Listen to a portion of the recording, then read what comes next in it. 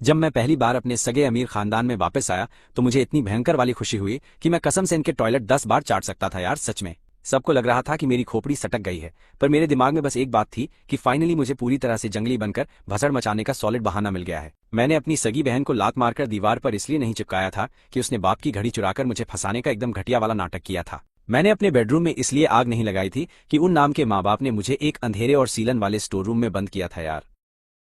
और मैंने अपने ही शानदार घर के कचरे के डिब्बे में कूदने का लाइव स्ट्रीम इसलिए नहीं किया था कि मेरे कंजूस माँ बाप ने मुझे जेब खर्च के लिए एक फूटी कौड़ी नहीं दी थी। मैंने ये सारा रायता इसलिए फैलाया क्योंकि मेरी पिछली जिंदगी ने मुझे एक कड़क बात सिखाई थी कि अपने ही दिमाग का दही करने और फालतू का डिप्रेशन पालने से तो बहुत ही ज्यादा बेहतर हमेशा यही होता है कि तुम खुद पूरी तरह से पागल हो जाओ और बाकी सबकी जिंदगी झंड कर दो। और अभी इसी वक्त मेरे सगे बाप आर्थर लैंकास्टर का गुस्से से फ्यूज उड़ा था। रात के 12 बज रहे थे और वो पूरी ताकत से चिल्ला रहा था, आर्थर अभी के अभी मेरी वो महंगी वाली घड़ी यहाँ बाहर निकाल कर रख दे। इस पूरे घर में सिर्फ तेरी ही ऐसी नीच और चूहों वाली घटिया हरकतें हैं। तेरे इस खानदान में वापस आने से पहले कुछ भी नहीं खोया। मुझे पक्का यकीन है कि मेरी वो लाखों की घड़ी तूने ही चुराई है।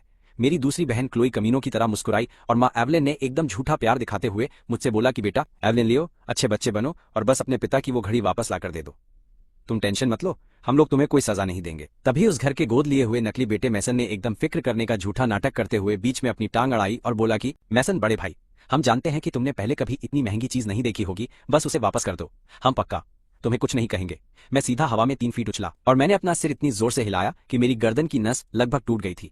अपने चेहरे पर एकदम शुद्ध और खतरनाक पागलपन लाकर मैं उन सब की तरफ पलटा और जोर से चिल्लाया, मैं भी किसने बोला कि मैंने वो घड़ी चुराई है? मुझे वो घड़ी चुराते हुए किसने देखा है? अगर किसी में दम है तो सामने आ। मेरा ऐसा खतरनाक रूप देखकर उस पूरे परिवार की हवा टाइट हो गई और वो सब पीछे हट गए। उस बुढ़े का चेहरा गुस्से से लाल हो गया और वो कांपते हुए मुझसे बोला, आर्थर तू एक नंबर का नालायक है। तुझे क्या लगता है कि ऐसे पागल बनने का नाटक करके तू आसानी से बच जाएगा? चुपचाप घड़ी दे दे, मेरे सामने ये नौटंकी काम नहीं करेगी। मैंने उसकी बात को पूरी तरह से इग्नोर मारा और अपना भयानक मुंह बनाते हुए चिल्लाया, मेरे सवाल से मत भागो, मुझे सीधा जवाब दो। किसने बोला ये? मुझे ऐसा करते किसने देखा? उसने मुझे एकदम घिनौनी नजर से देखा और बोली, लियो तुम्हारे अलावा इस घर में डैड की घड़ी भला कौन चुरा सकता है? हम सबके पास तो पहले से ही वैसी महंगी घड़ियां हैं, तो पक्का तुम ही वो लूजर अनाथ हो। ये सुनते ही मैं एकदम सामने गया और मैंने खींचकर उसके गाल पर 2 एकदम कड़क और झन्नाटेदार थप्पड़ रसीद कर दिए, चटाक चटाक। तो क्लोई, ये सारा किया धरा तेरा था मैं दहाड़ा। मैं तू ही मुझे फंसाने की कोशिश कर रही है। मैं तुझसे पूछ रहा हूं कि तूने अपनी किस आंख से मुझे चोरी करते हुए देखा? कब की मैंने चोरी, किस हाथ से? मैंने उसे सांस लेने तक का मौका नहीं दिया और उसके कंधे कसकर पकड़ लिए और उसे एकदम इंसान वाले हेलीकॉप्टर की तरह गोल गोल घुमाकर रख दिया, बिल्कुल पूरी तरह से। कंधे के उस दर्द को सहते हुए वो कांपी और चीखी, क्लोई लियो क्या तू पूरी तरह पागल है? मुझे छोड़ दे दो कौड़ी के इंसान। मैं उसे हिलाता रहा और वापस उस पर जोर से चिल्लाया, मैं क्लोई मेरे सवाल से मत भाग। तेरा ये चुप रहना ही इस बात का सबूत है कि तू मुझे फंसा रही है चुड़ैल। थोड़ी देर बाद खटाक, एक चमकती हुई चीज सीधा उसकी जेब से उड़कर बाहर निकली और जमीन पर गिर गई। उस चीज को देखते ही पूरे कमरे में एकदम सन्नाटा छा गया।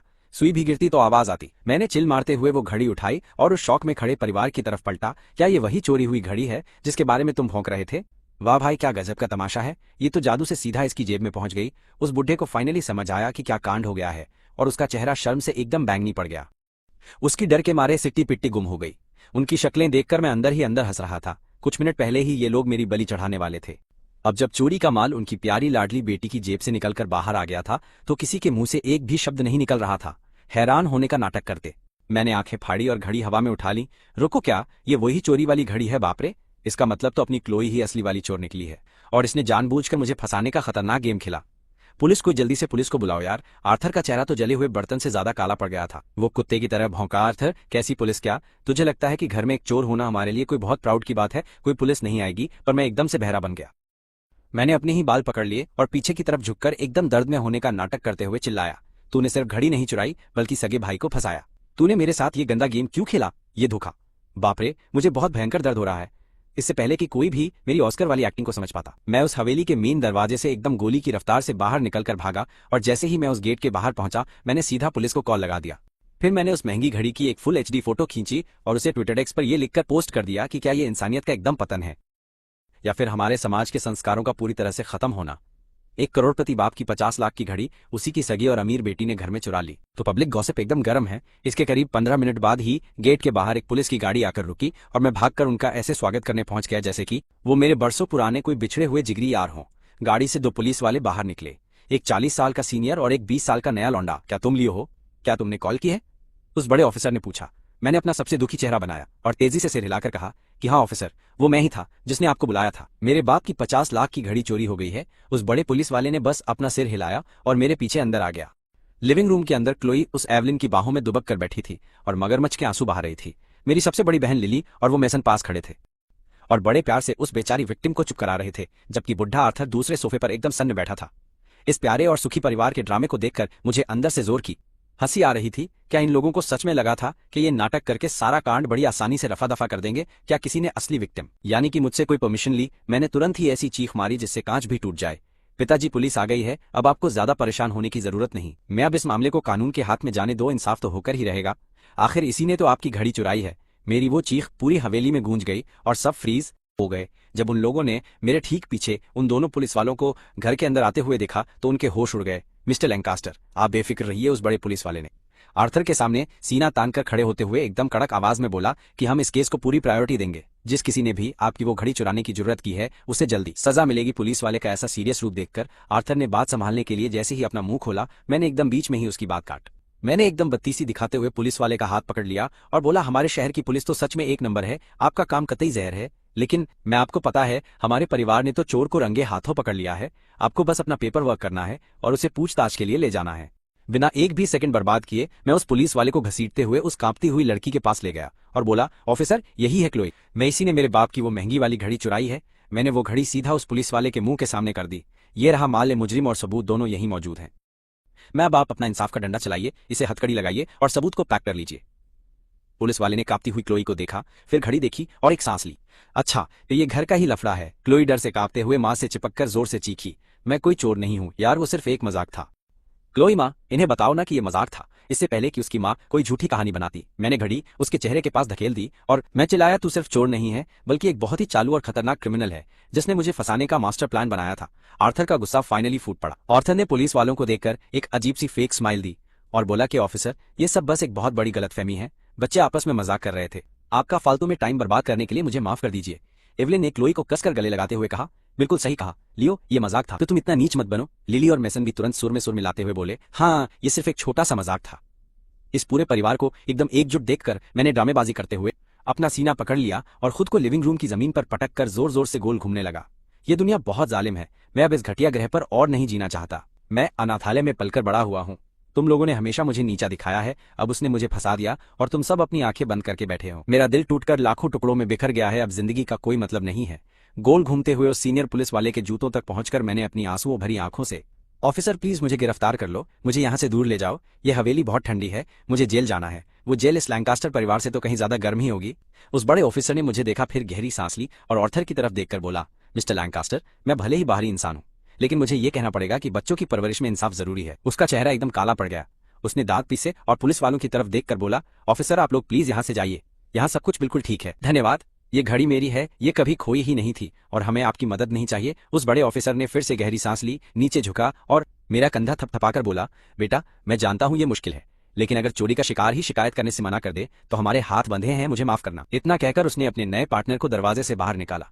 जैसे ही दरवाजा बंद होने की आवाज आई वो तुरंत पलटा और मुझ पर जोर से चिल्लाया, लियो, पुलिस वाले चले गए। तू जमीन पर क्यों है? अब तू किसके सामने पागलपन कर रहा है? उठ जा, हमारी बेइज्जती कराना बंद कर। मैं शांति से खड़ा हो गया। सबसे पहले मैंने अपनी फीकी पड़ चुकी स्कूल यूनिफॉर्म की सिलवटों को सही किया। फिर मैंने बड़े स्वैग से अपनी स्लीव से धूल झाड़ी और एकदम आराम से डाइनिंग टेबल की तरफ टहलता हुआ गया। अपने लिए एक कप चाय डाली और बहुत ही आराम से एक बहुत ड्रामेटिक घूंट लिया। ऊपर देखते हुए मैंने उस परिवार को एक खौफनाक और एकदम मीठी सी स्माइल दी। आपको पता है कि आज रात से ही इस परिवार की दूसरी बेटी के एक छोटी सी चोर होने की अफवाह पूरे शहर में आग की तरह फैलने वाली है। बहुत बहुत बधाई हो क्लोई, तुम अब इन्फ्लुएंसर बनने वाली हो। मेरी बातों को दिमाग में समझने में उसे पूरे 5 सेकंड लगे। वो समाज में मुझे पूरी तरह से बर्बाद कर देगा। उसका चेहरा एकदम पीला पड़ गया और आंखों में खौफ भर गया। आर्थर गुस्से से फटा लियो, तू एक नंबर का एहसान फरामोश है। तू इतना ज्यादा नीच कैसे हो सकता है? मैं तुझे मार डालूंगा। उसने टेबल से एक भारी चाय का कप उठाया और उसे सीधे मेरे सिर पर मारने के लिए हाथ पीछे खींचा, लेकिन इससे पहले कि उसका हाथ आगे आता मैं एक फुर्तीले निंजा की स्पीड से आगे बढ़ गया। मैंने टेबल से एक फ्रूट नाइफ उठाया और एक झटके में हमारे बीच की दूरी खत्म कर दी। आर्थर डर से कांप गया। उसे सच में लगा मैं उसे चाकू मार दूंगा, लेकिन एकदम सरप्राइज, मैंने बस चाकू का हैंडल उसके हाथ में थमा दिया, उसकी कलाई पकड़ी और ब्लेड सीधा अपनी गर्दन पर रख लिया। कम ऑन, मैं बिना पलक झपकाए बड़ी आंखों से जोर से चिल्लाया, ये चाय का कप बहुत बोरिंग है, इस चाकू का यूज कर चला, इसे मेरा गला काट दे, इसमें बहुत मजा आएगा। चल अपनी चाल चल बुढ़े, मैं तेरा ही इंतजार कर रहा हूँ। मेरी आवाज पूरे कमरे में गूंज उठी। ऑर्थर इतना ज्यादा डर गया कि उसके घुटनों ने जवाब दे दिया और उसने एक तेज आवाज के साथ वो चाकू सीधा जमीन पर गिरा दिया। मैंने उसका मजाक उड़ाते हुए देखा, एक छोटा सा मर्डर भी नहीं कर सकते? तुम कितने बोरिंग हो। क्या हमारा नाटक खत्म हो गया क्योंकि मुझे नींद आ रही है? ऑर्थर का मुंह पानी से बाहर निकली, मछली की तरह खुल और बंद हो रहा था, लेकिन कोई आवाज नहीं निकली। मैंने उस हैरान परिवार के सामने आलस में उबासी ली और सीधा अपने कमरे में चला गया। जैसे ही मैंने अंदर कदम रखा, सीलन की दमघोंटू बदबू सीधे मेरी नाक में घुस गई। मैंने मुंह बनाया और तुरंत लाइट का स्विच ऑन कर दिया। ये बिना खिड़कियों वाला 50 स्क्वायर फीट का एक दमघोंटू सा डिब्बा था। यहाँ फर्नीचर के नाम पर सिर्फ एक सिंगल बेड था, जिस पर एक सीलन भरा और एकदम फीका पड़ चुका कंबल पड़ा था, जिसे इतनी बार धोया गया था कि उसका रंग ही पूरी तरह गायब हो चुका था। यहाँ किसी और चीज के लिए कोई जगह नहीं थी। जिस दिन से मैं इस लैंकास्टर हवेली में आया हूँ, मुझे इस अंधेरी सीलन भरी कोठरी में रहने के लिए मजबूर किया गया। ये पहले नौकरानियों का स्टोर रूम हुआ करता था। मेरी पिछली जिंदगी में इन एकदम घटिया हालातों के बावजूद मैंने इसे सहा। मैं बोझ नहीं बनना चाहता था। मैंने कभी अच्छे कमरे के लिए लड़ाई नहीं की, लेकिन नया मैं ऐसा बिल्कुल नहीं। जो भी मुझे तड़पाएगा वो कभी सुकून नहीं पाएगा। तो कमरे में सीलन है, मैंने खुद से कहा। ऐसा कुछ नहीं है जिसे अंदर जली छोटी सी आग ठीक ना कर सके। मैं सीधा हवेली के आलीशान बगीचे से गुलाब की झाड़ियों का गुच्छा तोड़ा और घसीटते हुए अपने कमरे में ले आया। मैंने इस मेन इवेंट की तैयारी के लिए डस्ट मास्क भी पहन लिया। जब सब सेट हो गया तो मैंने उन गुलाब की टहनियों का यूज करके कमरे के बिल्कुल बीचों बीच एक छोटी सी आग जला दी। गीली लकड़ियां चटकने लगी और शानदार गाढ़ा सफेद धुआं बाहर निकलने लगा, जिससे मेरा पूरा कमरा भर गया और फिर दरवाजे के नीचे से रिश्ता हुआ हवेली के बाकी हिस्सों में फैलने लगा। इस लैंकास्टर हवेली में टोटल 3 मंजिलें थीं। पूरा परिवार दूसरी मंजिल पर सोता था। तीसरी मंजिल पर एक स्टडी रूम, म्यूजिक रूम और आराम करने की दूसरी कुछ जगहें थीं। वहीं पहली मंजिल रसोई, लिविंग रूम और नौकरानियों के रहने के लिए बनी हुई थी। जैसे ही उस सफेद धुएं ने पहली मंजिल पर पूरी तरह कब्जा किया, नौकरानी नोरा की नजर उस पर सबसे पहले पड़ी, ये सोचकर कि घर जल रहा है, और नौकरी जाने के खौफ से वो भागकर मेरे कमरे में आई और चिल्लाई, तुम क्या कर रहे हो? इतने बड़े होकर आग से खेल रहे हो? पूरा घर धुएं से भर रहा है। मिस्टर और मिसेज लैंकास्टर का तो दम घुट जाएगा और वो इल्जाम मुझ पर लगाएंगे। इसे अभी बुझाओ। उसने जलती लकड़ी पकड़ने के लिए हाथ आगे बढ़ाया, लेकिन जैसे ही उसका हाथ करीब आया, मैंने लोहे जैसी पकड़ से उसकी कलाई जकड़ ली। उसने घबराकर मुझे घूरा, तुम क्या कर रहे हो? मुझे जाने दो, इसे बुझाना है इससे पहले कि उन लोगों को पता चले मैं तुम्हारी मदद ही कर रही हूँ। मैंने उसे एक बहुत शांत और फीकी सी स्माइल दी। ये आग अब नहीं बुझाई जा सकती। नोरा एकदम हैरान रह गई, क्यों नहीं? क्या तुम देख नहीं सकते कि धुएं से सबका दम घुटने वाला है? मैं अंदर ही अंदर हंसा। अपनी पिछली जिंदगी में मैं इतना सीधा था कि इस नौकरानी तक को मुझ पर चिल्लाने का हक लगता था। अब मैं अपनी इज्जत नहीं गंवाऊंगा। मैंने दीवार के सीलन भरे कोनों की तरफ इशारा किया और उसे देखकर बोला, नोरा क्या तुम अंधी हो? मेरे कमरे में सीलन है, मैं बस गर्मी का यूज करके इसे सुखा रहा हूँ। वो एकदम सुन्न पड़ गई। उसने यकीनन ऐसे लॉजिक की उम्मीद बिल्कुल नहीं की थी। उसके चेहरे पर गिल्ट की एक साफ झलक दिखाई दी। उसे अच्छी तरह से पता था कि इस कमरे में सीलन है। ये पहले उसी का स्टोरेज रूम था, कमरों को सूखा और साफ रखना असल में उसी का काम था, पर ज्यादा काम के कारण और मेरी शिकायत ना होने से उसने इस दिक्कत को इग्नोर कर दिया। उसे उम्मीद नहीं थी कि मैं खुद ये मामला अपने हाथ में लूंगा और यहाँ पूरा धुआं धुआं कर दूंगा।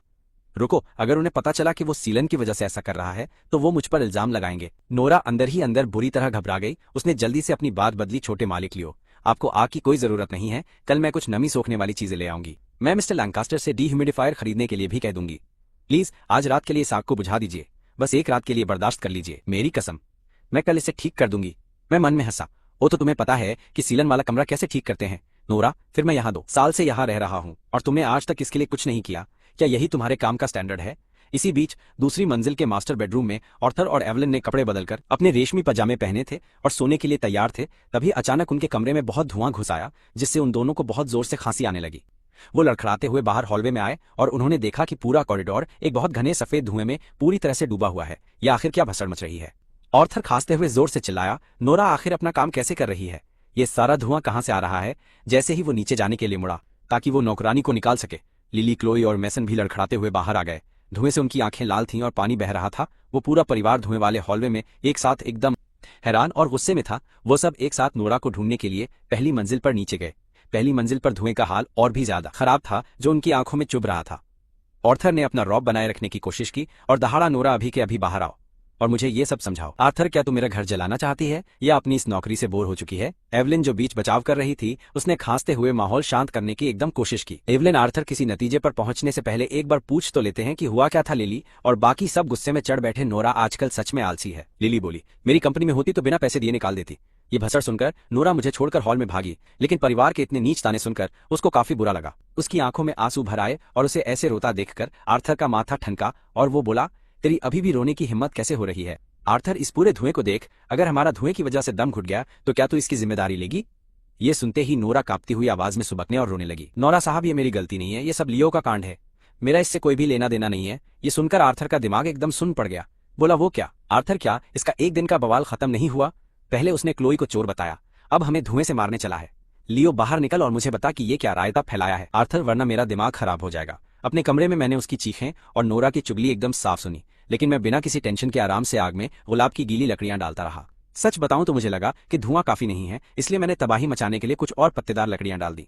तुम्हें धुआं पसंद नहीं तो थोड़ा और खींचो, तुम्हें खुद इसकी आदत पड़ जाएगी। जवाब ना मिलने पर आर्थर को लगा उसकी पावर की एकदम बेइज्जती हो रही है। उसने नोरा को घूर कर कहा, मुझे वहां ले चल, मैं खुद देखूंगा कि वो लड़का अंदर क्या कर रहा है। नोरा डरते डरते मेरे कमरे की तरफ आगे गई और उसके ठीक पीछे खांसता हुआ वो लाल आंखों वाला पूरा का पूरा परिवार आ रहा था। जैसे ही वो सब मेरे कमरे के दरवाजे पर पहुंचे, वो सब के सब एकदम से अपनी जगह पर ही सुन्न होकर खड़े के खड़े रह गए थे। मैं वहां एक डस्ट मास्क पहनकर मजे से उस छोटे से कमरे के बीचों बीच एक तगड़ी आग सेंक रहा था और उस पूरी लकड़ी के ढेर से लगातार बहुत गाढ़ा सफेद धुआं निकल रहा था। आर्थर गुस्से से कांपते हुए मेरी तरफ उंगली दिखाकर बोला, ओ ए नालायक, तू ये क्या कर रहा है? हमने वो घड़ी वाली बात छोड़ दी और तू हमें यही मारना चाहता है। आर्थर, तू हमसे चाहता क्या है? पीछे से क्लोई ने धीरे से बुदबुदाते हुए कहा। किसी ने वो बात छोड़ी नहीं थी। ये सुनकर एवलिन ने गुस्से में त्योरियां चढ़ा लीं। एवलिन, मुझे हमेशा से ही लगता था कि तू एक समझदार लड़का है, फिर आज छपरियों जैसी हरकतें क्यों कर रहा है? पहले अपनी बहन पर पुलिस बुलाई और अब घर के अंदर ही आग लगा दी। एवलिन, थोड़ी अक्ल इस्तेमाल कर ले। मैंने मास्क के अंदर से ही अपनी आंखें घुमाई। ये औरत तो गजब की मैनिपुलेटर थी। अपनी पिछली जिंदगी में मैं बहुत कमजोर था और मैं हर बात मान लेता था क्योंकि वो समझदार शब्द का इस्तेमाल करके मुझे बेवकूफ बनाती थी और मैं कभी आवाज नहीं उठा पाता था। लिली हाथ बांधकर बोली, एकदम सही कहा आपने। लिली, लियो, क्या तेरा दिमाग घास चढ़ने गया है? तू यहाँ अकेला नहीं रहता जो इतना स्वार्थी बन रहा है। तभी मैसन बीच में एक शरीफ भाई का नाटक करने के लिए कूद पड़ा था। वहां मैसन बड़े भाई ने ये सब जानबूझकर नहीं किया होगा। शायद उन्हें पता ही नहीं चला कि इस आग से इतना धुआं उठेगा और हम सबका दम घुटने लग जाएगा यहाँ। मैसन, अब उन्हें पता चल गया है तो वो हमें परेशान नहीं करेंगे। आप आग बुझा देंगे ना भैया? आर्थर ये सुनकर फट पड़ा और बोला, उसे सब पता है, उसने मास्क लगा रखा है। आर्थर, लियो, इसे अभी के अभी बुझा दे वरना तेरा गेम बजा दूंगा। उनकी इस झूठी हमदर्दी, चिल्लाने और बेकार की बातों का मुझ पर कोई भी असर नहीं पड़ रहा था। मैं शांत था। मैंने उनके इस पूरे ड्रामे के खत्म होने का इंतजार किया और फिर धीरे से एक और लकड़ी आग में डाल दी। मैं बोला, हाँ, ये आग तो अब किसी भी कीमत पर बुझने नहीं वाली। आग भड़काने वाले काम को देखकर आर्थर की आंख बुरी तरह फड़कने लगी। उसे याद आ गया कि मैंने कैसे अपनी गर्दन पर चाकू रखा था, इसलिए वो मुझे रोकने के लिए एक कदम भी आगे नहीं बढ़ा। वो दरवाजे पर ही खड़ा होकर चिल्लाया, तो इसे बुझाता क्यों नहीं है? हमें देख, हमारा तो धुएं से बुरा हाल हो रहा है। मैंने बिना ऊपर देखे ही एक डंडी से आग को कुरेदा और कहा कि मैं इसे बुझा नहीं सकता। ये कमरा इतना गीला है कि एकदम दलदल जैसा लग रहा है। मैं तो बस अपने हिसाब से मौसम सेट कर रहा हूँ, जगह को सुखाने में क्या बुराई है? मैंने आखिर में उनकी उस दयनीय हालत को देखा। वो सब महंगे कपड़ों में लाल आंखों के साथ खांसते हुए वहीं खड़े थे। मैंने उन सबको देखकर एक मीठी सी मुस्कान दी और बोला, टेंशन मत लो, तुम सबको इसकी आदत हो जाएगी। एक बार सबको कार्बन मोनोऑक्साइड की आदत पड़ गई तो ये इतना भी बुरा नहीं लगेगा। आर्थर बोला, तू फिर से पागल हो गया है, हमारे घर में एक भी कमरा गीला नहीं है। ये बात सुनते ही मैं झटके से उठा और सीधा आर्थर की तरफ छलांग लगाकर उसका हाथ पकड़ा और उसे खींचते हुए अपने कमरे के एकदम अंदर ले आया था। इससे पहले कि वो समझ पाता, मैंने उसका साफ सुथरा हाथ सीधा दीवार पर चिपका दिया। आर्थर ने अपना हाथ छुड़ाने की कोशिश की और बोला, तू आखिर है क्या? लेकिन वो सुन पड़ गया। उसके हाथ के नीचे वाली दीवार बर्फ जैसी ठंडी और बिल्कुल गीली थी।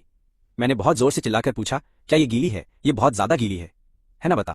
आर्थर ने नीचे अपने हाथ को देखा। दीवार पर गंदी हरी फफूंदी लगी हुई थी और वहां नीचे सच में पानी की बूंदें टपक रही थीं। उसने कमरे में चारों तरफ देखा और उसकी आंखें फटी की फटी रह गईं। इस छोटे से डब्बे जैसे कमरे की चारों दीवारों पर फफूंदी लगी थी और कोई खिड़की तक बिल्कुल नहीं थी। रखे बेड का कंबल किसी गीले पोछे जैसा लग रहा था। उसने जब कंबल को छुआ तो वो पूरा गीला था। ये सब देखकर आर्थर का गुस्सा एकदम बदल गया। आर्थर बोला, लियो, तू इस गीले और बदबूदार डब्बे में क्यों रह रहा है? क्या हमारे पास पैसों की कमी है या फिर हमारे पास रहने के लिए घरों की कोई कमी है? आर्थर, मेरा बेटा ऐसे बिना हवा वाले दलदल में क्यों रह रहा है? तभी एवलिन और लिली भी दरवाजे पर आ गई। मैंने उन पर तंज कसते हुए कहा, एकदम सही टाइमिंग है तुम दोनों। चलो तुम दोनों को भी इस कमरे का एक बढ़िया सा एक्सपीरियंस देता हूँ। मैंने एक हाथ से एवलिन और दूसरे से लिली को खींचा और उनके हाथ फफूंदी वाली दीवार पर चिपका दिए। उन दोनों ने चिल्लाने के लिए मुंह खोला, लेकिन हाथों में वो चिपचिपी और ठंडी दीवार महसूस होते ही उनकी बोलती बंद हो गई। उस गंदी हरी दीवार को देखकर उन्होंने झटके से हाथ पीछे खींचे थे। हाथों को अपने महंगे कपड़ों पर ऐसे पागलों की तरह रगड़ने लगी जैसे उन्होंने किसी जहर को छू लिया हो। उनकी यह हालत देखकर मैं अंदर ही अंदर बहुत ज्यादा हंसा था। मैं बोला, तुम इसे 3 सेकंड के लिए छू भी नहीं पाए और सोचो मैं यहाँ 2 साल से हूँ। क्या ये कमरा तुम्हें एक बीमारी वाला दलदल नहीं लगता है? अगर मैं इसे सुखाने के लिए थोड़ी आग जला रहा हूँ तो दिक्कत क्या है? तुम लोग कुछ ज्यादा ही फालतू का ड्रामा नहीं कर रहे हो आज? जिसे भी लगता है कि मुझे आग नहीं जलानी चाहिए वो आज रात इस बेड पर सो जाए। देखते हैं कौन बचता है। आर्थर मेरा पागलपन देखकर गुस्से से कांपने लगा था, लेकिन इस बार उसका सारा गुस्सा मेरे ऊपर नहीं था। उसने जोर से चिल्लाकर कहा, नोरा, अभी अंदर आ और मुझे बता कि लियो इस सीलन भरे स्टोर रूम में क्यों रह रहा है यहाँ। नोरा वो भयानक चीख सुनकर डरते हुए दरवाजे से अंदर आई और एकदम लाचार होकर बोली, मालिक, आप मुझे इसका जिम्मेदार नहीं ठहरा सकते। मैं तो बस आपके और मालकिन के आदेश मान रही थी। बस। आर्थर की आंखें फटी रह गईं और वो बोला, बकवास बंद कर। मैंने तुझे कब बोला था कि लियो को इस सड़े हुए कचरे के डिब्बे में रख दे? आर्थर, नोरा तेरी हिम्मत कैसे हुई ये सारा इल्जाम हमारे ऊपर डालने की? ये सब सुनकर एवलिन ने भी अपनी आवाज तीखी करते हुए कहा। नोरा, मुझे लगता था कि तू एक ईमानदार नौकर है यहाँ। एवलिन, तू अपनी गलती हम पर क्यों डाल रही है? मैंने हमेशा तुझ पर भरोसा किया है। नोरा पूरी तरह टूट गई और रोने और बहुत ज्यादा चिल्लाने लगी। नोरा मालिक, आप ऐसा नहीं कह सकते। जब 2 साल पहले लियो आया था, मैंने पूछा था, तब तीसरी मंजिल का काम चल रहा था और कोई कमरा खाली नहीं बचा। नोरा, दूसरी मंजिल पर आप सबके बेडरूम भरे थे, इसलिए मालकिन ने मुझे साफ कहा था कि मैं उसके लिए नीचे वाले फ्लोर पर एक कमरा एकदम साफ कर दूं। शर्म के मारे एवलिन का चेहरा एकदम पीला पड़ गया, लेकिन उसने खुद को बचाते हुए तुरंत कहा, नोरा, पहले सारी बातों को एकदम सही से साफ कर ले तू। एवलिन, मैंने तुझे नीचे की मंजिल पर कमरा साफ करने को कहा था। मैंने ये नहीं कहा था कि उसे इस फफूंदी लगे कचरे के डब्बे में डाल देना। नोरा फुट फुट कर रोते हुए सीधा जमीन पर गिर पड़ी और बोली, मालकिन, नीचे और कौन सा कमरा बचा था? पूरे घर में सिर्फ यही एक इकलौती जगह खाली बची थी मेरे लिए, तो वहां मैं उनके इस फालतू के ब्लेम गेम से बोर हो रहा था। अगर उनमें लड़ने की ताकत थी तो इसका मतलब धुआं अभी भी काफी नहीं था। मैंने कुछ और गीले गुलाब के फूल उठाए और उन्हें आराम से आग में डाल दिया। ये देखते ही आर्थर की आंखें फड़कने लगीं और वो बोला, तू और लकड़ियां क्यों डाल रहा है? आर्थर बोला, धुएं को देख, क्या तू हमें मारना चाहता है? इसे बुझा दे। एवलिन मुझे घूरते हुए बोली, लियो, तू स्वार्थी नहीं है, इस धुएं से पूरे परिवार का दम घुट रहा है। एवलिन, तू सिर्फ अपने बारे में तो नहीं सोचेगा ना? एक अच्छा बच्चा बनकर इसे बुझा दे। मैंने एक जलती हुई लकड़ी पकड़ी और अपनी बड़ी मासूम आंखों से उनको घूर कर देखा। मैं बोला, इसे बुझा दूं? तुम लोगों ने अभी खुद देखा कि ये कमरा कितना गीला है। अगर मैं इसे नहीं सुखाऊंगा तो मैं सोऊंगा कैसे? और तुम लोग भी तो स्वार्थी नहीं हो ना? मैं बोला, थोड़ा सा ही धुआं है, खांसने से तुम मजबूत ही बनोगे। तुम्हें बस थोड़ी देर सूंघना है, लेकिन मुझे इस दलदल में सोना है। अपनी खांसी बचाने के लिए तो मुझे फफूंदी में तो नहीं सुलाओगे ना? मेरे इस तगड़े उनो रिवर्स कार्ड ने एवलिन की बोलती बंद कर दी। आर्थर उसे घूर रहा था। वो समझ गया कि आज मुझे नया कमरा दिए बिना ये आग बिल्कुल नहीं बुझेगी। आर्थर चिल्लाया, लियो, आग बुझा दे। ठीक है, हम तुझे एक नया कमरा देंगे, एकदम बड़ा, चमकदार और साफ। फिर तुझे कभी भी कमरे में ये आग जलानी नहीं पड़ेगी। एवलिन ने कुछ बोलने के लिए मुंह खोला, जैसे वो उसे रोकना चाहती हो, लेकिन आर्थर की एक लुक देखकर वो खामोश हो गई। मैंने भी एकदम हैरान होने का जबरदस्त नाटक किया था वहां। मैं बोला, अरे नहीं, तुम लोग तो बहुत बिजी हो, मैं तुम्हें परेशान नहीं कर सकता। मैं अब बड़ा हो गया हूं और अपनी दिक्कतें खुद सुलझा लूंगा। बस ये आग आराम से जलने दो। मैं बोला, किसी को दिक्कत उठाने की जरूरत नहीं है। ये कहकर मैंने 3 और लकड़ियां आग में फेंक दी। इस बार आर्थर की सिर्फ आंख ही नहीं फड़की, बल्कि गुस्से से उसका पूरा चेहरा ही हिलने लगा और वो चिल्लाया, नहीं, कोई दिक्कत नहीं है, बिल्कुल नहीं। मैं देखना चाहता हूं कि कौन कहता है कि ये कोई परेशानी है। मैंने एवलिन और लिली को एक कातिलाना नजर से घूरा। एवलिन एकदम सुन्न पड़ गई और उसने अपने चेहरे पर एक नकली सी मुस्कान चिपका ली और बोली, इसमें कोई लोचा नहीं है, ये आसान है। लिली ने जब से मेरा वो बिना खिड़की वाला सड़ा हुआ डिब्बे जैसा कमरा देखा था, वो बिल्कुल खामोश थी। उसने बस अपना सिर हिलाया। भले ही वो मुझ अचानक टपके भाई से चिढ़ती थी, पर वो इतनी घटिया भी नहीं थी कि कोई इंसान ऐसे सीलन भरे कमरे में रहे। लैंकास्टर हवेली में काफी खाली कमरे थे। आर्थर ने तसल्ली से सिर हिलाया और बोला, आग बुझा दे। इस धुएं को तो देख, ये सच में बहुत ज्यादा भसड़ हो रही है। भाई, मैंने एकदम भोला और कंफ्यूज सा चेहरा बनाया और कहा, अगर सच में आपको कोई दिक्कत नहीं है तो मैं आपकी इस भलाई को ठुकराना सच में बहुत नीच हरकत होगी। मैं तुम लोगों को बिल्कुल दुखी नहीं करना चाहता। आर्थर ने पागलों की तरह आग की तरफ इशारा किया। हाँ, अब इसे बुझा दे। मैंने हाथ में एक जली लकड़ी पकड़कर आंखें झपकाई, इसे बुझाऊं, पर क्यों वो सब एकदम सुन्न पड़ गए। आर्थर का चेहरा लाल हो गया। लियो, ज्यादा डेढ़ शाना मत बन साले। हमने तेरा कमरा बदलने की बात मान ली है, तू चीजें क्यों जला रहा है? क्या हमारे साथ गेम खेल रहा है? मैंने उसके ड्रामे को इग्नोर मारा और सिर खुजाकर बोला, पर भाई, कमरा बदलने का इस आग को बुझाने से आखिर क्या लेना देना है मुझे? आज की ये पूरी रात इसी सड़े हुए कमरे में ही तो गुजारनी है ना यार। तो एकदम सीधी सी बात है, रात के लिए इसे सुखाने को मुझे ये आग जलानी ही पड़ेगी। आर्थर का चेहरा देखकर ऐसा लगा जैसे उसका फ्यूज उड़ गया। क्या तू ये कह रहा है कि जब तक तू नए कमरे में नहीं जाता तू आग जलाकर ही रखेगा? अरे हाँ यार, मैंने कहा, ये पूरी जगह एकदम सड़ा दलदल है। अगर तू मुझे इसे सुखाने नहीं देगा तो तू खुद आकर यहाँ मजे से सो जा। मैंने उसे देखकर अपनी आंखें घुमाई। आर्थर का दिमाग एकदम दही हो गया। क्या तुझे लग रहा है कि मैं झूठ बोल रहा हूँ? मैंने कहा, कमरा बदलेंगे तो पक्का बदलेंगे। तू 2 साल यहाँ रहा है, 1-2 दिन झेल नहीं सकता? मैं तो 1 घंटा भी और नहीं झेल सकता भाई। मैंने पलटकर जवाब दिया, अगर तुम झेल सकते हो तो सो जाओ। यहाँ मैंने दीवार की उस हरी फफूंदी की तरफ जलती लकड़ी से इशारा करके कहा, ये कोई साइंस का एक्सपेरिमेंट चल रहा है या फिर ये कोई बेडरूम है बिना आग के? मैं यहाँ कैसे जिंदा रहूंगा? आर्थर ने मेरा ये एकदम खिसका हुआ खूंखार रूप देखा। उसे चाकू वाला वो कांड याद आया और उसके अंदर खौफ पैदा होने लगा। उसने एक लंबी सांस ली और अपना गुस्सा एवलिन पर निकालते हुए बोला, इसे नया कमरा दो, एक बड़ा चमचमाता और साफ कमरा, अभी के अभी। क्या तुम्हें ये भसड़ नहीं दिख रही? तुम्हारा बेटा तब तक आग नहीं बुझाएगा जब तक उसे नया कमरा नहीं मिल जाता। क्या तू चाहती है कि हम पूरी रात धुएं में घुटकर मर जाएं? एवलिन एकदम टेंशन में आ गई। पर हवेली के सभी कमरों का काम है। तीसरी मंजिल पर तुम्हारी स्टडी, मेरा योगा स्टूडियो, लिली का होम ऑफिस, क्लो का आर्ट स्टूडियो और मेसन का पढ़ाई वाला कमरा है।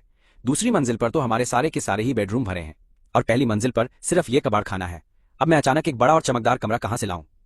आर्थर ने एक पल के लिए गहरा सोचा। मुझे याद है, तीसरी मंजिल पर मेसन के स्टडी रूम में एक बिस्तर है, ताकि पढ़ते थकने पर वो सो सके, है ना? चलो अभी के लिए मेसन के उस स्टडी रूम को लियो का बेडरूम बना देते हैं। एवलिन एकदम हिल गई। ये सही नहीं है। मेसन अपना सारा होमवर्क कहाँ करेगा, उसके नंबर इतने कड़क आते हैं कि हम उसकी पढ़ाई के साथ कोई खिलवाड़ नहीं कर सकते। क्लो और मेसन जो दरवाजे के बाहर खड़े थे, उन्होंने आर्थर का ये नया फरमान सुन लिया। मेसन ने तुरंत अपना सिर नीचे झुका लिया, जैसे दिल टूट गया हो, लेकिन उसकी आंखों में एक नीच और जहरीली चमक दौड़ गई। क्लो बाहर गलियारे से एकदम चीख पड़ी, मैं इस बात को नहीं मानती। मेसन एक टॉप का स्टूडेंट है, इस घटिया इंसान के लिए उसकी पढ़ाई का बलिदान क्यों दिया जाए। आर्थर गुस्से में भड़का, ये सिर्फ एक साला कमरा है, एक मना कर रहा है, दूसरी भसड़ मचा रही है। क्या तुम लोगों ने अभी तक काफी धुआं नहीं फाका है? क्या तुम्हें धुएं वाली मछली बनना है? क्लो अगर तुझे दिक्कत है तो अपना आर्ट स्टूडियो उसे सोने के लिए दे। क्लो तुरंत पीछे हट गई और बोली, मैं पेंटिंग कहाँ करूंगी, मेरा स्टूडियो तो महंगी पेंटिंग से भरा है, अगर वो स्टूडियो ले लेगा तो मेरी पेंटिंग्स कहाँ जाएंगी भाई, तो फिर अपना मुंह बंद रख। आर्थर एकदम जोर से दहाड़ा, और जिसे भी दिक्कत है वो तीसरी मंजिल वाला अपना कीमती कमरा खुशी से कुर्बान कर दे। गलियारे में मौत वाला सन्नाटा छाया, किसी की भी एक शब्द बोलने की औकात नहीं हुई। सन्नाटे के बाद मेसन ने अपनी आंसुओं से भरी लाल आंखें उठाई। डैड कोई बात नहीं, सब ठीक है, बड़े भाई को मेरी स्टडी दे दो, मेरी पढ़ाई उनकी नींद से ज्यादा जरूरी नहीं है, जब तक वो चैन से सो रहे हैं मैं इसे छोड़ दूंगा। आर्थर ने तारीफ करते हुए सिर हिला दिया। वो बस मेसन को एक बहुत ही समझदार बेटा बोलने ही वाला था, लेकिन मैंने झटके से बात काट दी। मेसन मुझे अपनी ये सोप ओपेरा वाली नौटंकी मत दिखा। क्या तू सच में अभी यहाँ बेचारी विधवा जैसा नाटक कर रहा है? तू तो गोद लिया बेटा है, फिर भी तेरे पास प्राइवेट स्टडी है, और वहीं मैं जो इनका अपना असली खून हूँ, मुझे बिना खिड़की का कमरा दिया गया तेरा, मुझे अपने सोने के लिए वो फालतू का स्टडी रूम देना क्या कोई बहुत बड़ा एहसान है भाई? क्या ये लैंकास्टर परिवार तेरे साथ कुछ बुरा कर रहा है? आर्थर की तारीफ वाले वो शब्द उसके गले में अटक गए और आंखों में एक अजीब सा पछतावा झलक उठा। दरवाजे के बाहर खड़ा मेसन एकदम सुन्न पड़ गया, उसके अंदर असली खौफ दौड़ने लगा। उसे पल्ले नहीं पड़ा कि ये क्या हो रहा है। पुराना लियो कभी उससे टकराने की औकात नहीं रखता था, बिल्कुल भी। क्लो तुरंत अपने उस चहेते और नकली भाई को बचाने के लिए कूद पड़ी और चीखी, लियो तू एक नंबर का एहसान फरामोश लुक्खा है, मेसन तुझे कमरा दे रहा है, तू थैंक यू बोलने की जगह बेइज्जत कर रहा। मेसन ने शानदार तरीके से बेचारा दिखाने वाला कार्ड खेला। क्लो प्लीज रुक जा, मैं अपनी मर्जी से इसे छोड़ रहा हूँ, मुझे उसकी थैंक यू की जरूरत नहीं। मुझे उनकी इस नौटंकी से कोई घंटा फर्क नहीं पड़ रहा था। मैंने गीली गुलाब की टहनियों का वो बचा ढेर उठाया और सारा आग में फेंक दिया। आग और ज्यादा जोर से भड़कने लगी और वो धुआं पहले से भी ज्यादा भयानक हो गया। मैंने जोर से आह भरी, खैर लगता है आज रात मेरी इसी कमरे में कटेगी, इसे एकदम अच्छे से सुखाना ही सही रहेगा। वहां खड़े सभी लोग डरे हुए चिल्लाए और दम घुटने के खौफ से पागलों की तरह बाहर भाग खड़े हुए। आर्थर ने अपनी फैमिली को गुस्से से घूरा, ये सब तुम लोगों की ही गलती है। उसने अपना मुंह ढका, जोर से खांसा और क्लो पर भड़कते हुए जोर से चिल्लाया, थैंक यू किस लिए? इस घर का हर कमरा मेरा है, मैं तय करूंगा कौन कहां सोएगा। लियो किसे थैंक यू बोलेगा, उसे मुझे भी थैंक यू बोलने की जरूरत नहीं है। फिर वो मेसन तरफ घूमा, क्या सच में स्टडी रूम छोड़ने में तुझे इतना दर्द हो रहा है? मेसन ने पागलों की तरह अपना सिर हिलाया, नहीं डैड बिल्कुल नहीं। आर्थर ने उसे पूरी तरह इग्नोर मारा और मेड की तरफ मुड़ा, नोरा आज रात तू तीसरी मंजिल वाले मेसन के स्टडी रूम को खाली करेगी और उसे लियो का बेडरूम बनाएगी अभी तुरंत। नोरा जो शौक से बाहर आ चुकी थी, उसने अपना सिर हिलाया और सफाई शुरू करने के लिए पागलों की तरह ऊपर भागी। आर्थर ने उसे जाते देखा, फिर राहत की एक बहुत गहरी सांस ली और मुझे घूर कर देखा। लियो तुम्हारी इस रहने वाली दिक्कत का जुगाड़ हो गया है, तुम्हें थोड़ी देर में नया कमरा मिल जाएगा, अब मेहरबानी करके आग बुझा दो यार। मैंने उसे देखा और फिर उस आग की तरफ देखकर एकदम भारी ड्रामेबाज आ भरी, ठीक है यार, जब तुम लोगों ने मुझे रखने के लिए इतना भारी रायता फैलाया है तो मैं भी मना क्यों करूं? लगता है अब मुझे तीसरी मंजिल पर ही गुजारा करना पड़ेगा। आर्थर की आंख इतनी जोर से फड़की कि उसे पक्का माइग्रेन का दर्द हो गया, लेकिन जब उसने देखा कि आग फाइनली मरने वाली है तो उसने एक गहरी सांस छोड़ी। मैं खड़ा हुआ और अपनी जली हुई आग को एकदम दुखी होकर देखने लगा। ओ मेरी सुंदर आग, तूने मेरे लिए सच में बहुत मेहनत की है, लेकिन अब मेरे पास एक नया कमरा है, इसलिए मुझे तुझे अलविदा कहना होगा, बाय यार। ये कहते हुए मैंने पास से एक पानी का गिलास उठाया और उसे पूरी तरह लपटों पर फेंक दिया। आग को बुझते हुए देखकर आर्थर को फाइनली थोड़ी तसल्ली मिली। ठीक है, अब अगर कोई और भसड़ नहीं है तो जाके सो जा नोरा, तेरा कमरा तैयार कर देगी, थोड़ी शांति रख ले। नोरा ने एकदम किसी चीते की बिजली वाली फुर्ती से काम किया। आधे घंटे बाद मैं तीसरी मंजिल पर अपने नए बेडरूम में शिफ्ट हो गया। वो कमरा सच में बड़ा था, करीब 300 स्क्वायर फीट का, जिसमें एक डेस्क, सोफा और बहुत बड़ा सा बिस्तर था। पुराने कमरे के मुकाबले मेरा सामान वहाँ एकदम गरीब दिख रहा था। सिर्फ एक कंबल, कुछ किताबें और बहुत ज्यादा पुरानी स्कूल यूनिफॉर्म की 2 जोड़ी। सच कहूं तो कुल मिलाके मैं काफी ज्यादा खुशी तो था भाई। मैंने आज 2 बहुत बड़ी जंग जीती थी और मेरी पूरी हालत खराब थी। मैं सीधा उस नए बिस्तर पर गिरा और एकदम से नींद में बेहोश हो गया। अगली सुबह जब मेरी नींद खुली, मैंने अपनी उस फीकी यूनिफॉर्म को देखा। मुझे लगा कि मुझे नए कपड़ों की जरूरत है, लेकिन बड़ी दिक्कत में एकदम भिखारी था, मतलब ऐसा जिसके पास एक फूटी कौड़ी ना हो। मेरी पिछली जिंदगी में जब मैं लैंकास्टर वापस आया था तो एवलिन ने कहा था परिवार सारा खाना और आने जाने का खर्चा उठाएगा और मुझे किसी से ज्यादा मिलने जुलने की जरूरत नहीं थी, इसलिए पॉकेट मनी नहीं मिलेगी। वहीं लिली और क्लो को $10,000, नकली बेटे मेसन को भी $5,000 मिल गए। मुझे अब सच में कोई जुगाड़ खोजना पड़ेगा। जब मैं नाश्ता करने नीचे गया तो घर पर सिर्फ एवलिन और वो 2 लोग मौजूद थे। क्लोई और मेसन घर पर ही मौजूद थे।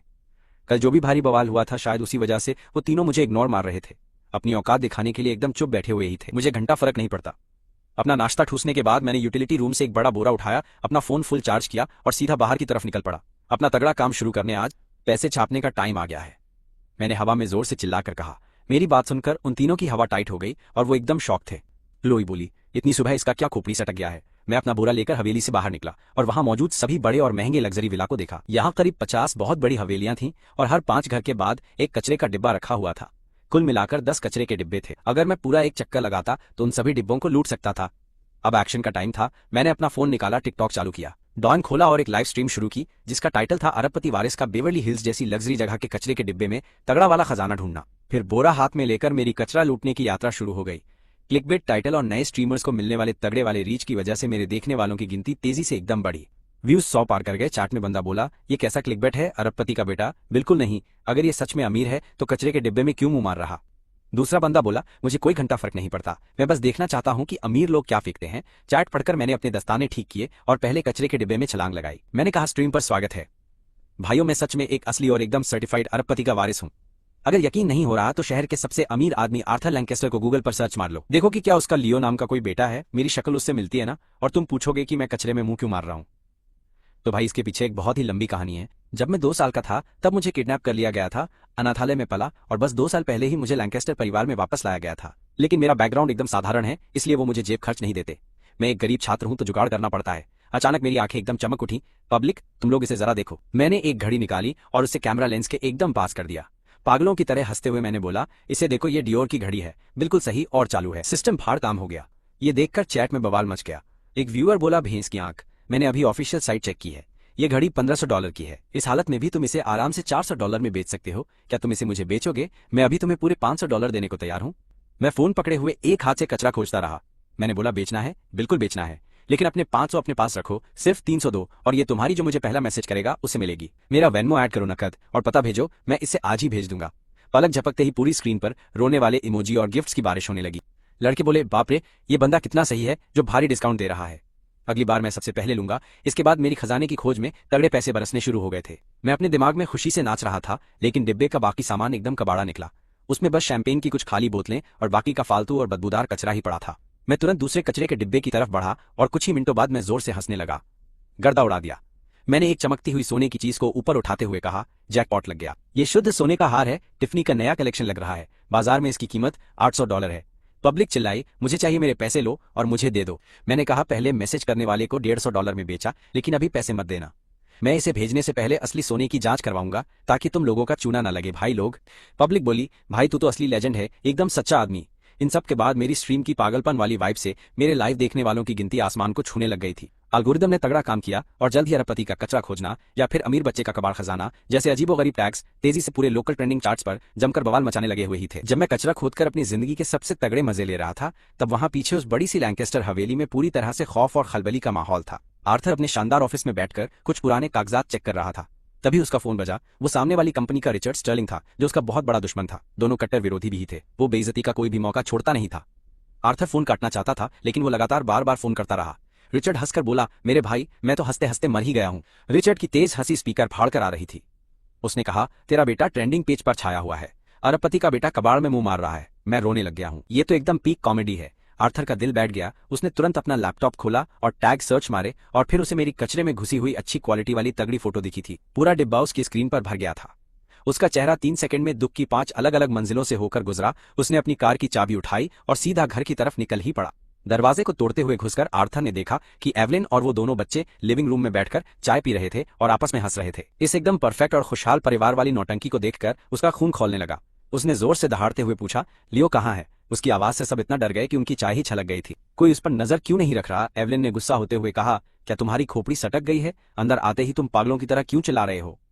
आर्थर जोर से गाइस, अगर आपको मेरी वीडियो पसंद आती है तो मैंने एक न्यू चैनल ओपन किया है, जिसका लिंक मैं आपको डिस्क्रिप्शन में दे दूंगा। तो प्लीज आप जाके मेरा वो चैनल भी सब्सक्राइब कर लो। आज मैं आप उसमें भी डेली वीडियोस डालूंगा। पागलपन में हंसने लगा। आर्थर बोला, मैंने अभी तक तुमसे नहीं पूछा वो नालायक कहाँ है? क्या तुम्हें पता है वो बाहर क्या भसड़ मचा रहा है? एवलिन बोली, वो 18 का है। क्या मैं उस पर एप्पल एयरटैग लगाकर रखूं? वो आज सुबह ये कहकर निकला था कि वो पैसे कमाने जा रहा है। मुझे लगा झाड़ू लगाने या डिब्बे उठाने का काम मिला होगा। ये सुनकर आर्थर का चेहरा एकदम लाल पीला हो गया था। आर्थर चिल्लाया, डिब्बे उठाना तुम्हें लग रहा है वो हमारी सरेआम इज्जत नीलाम कर रहा है?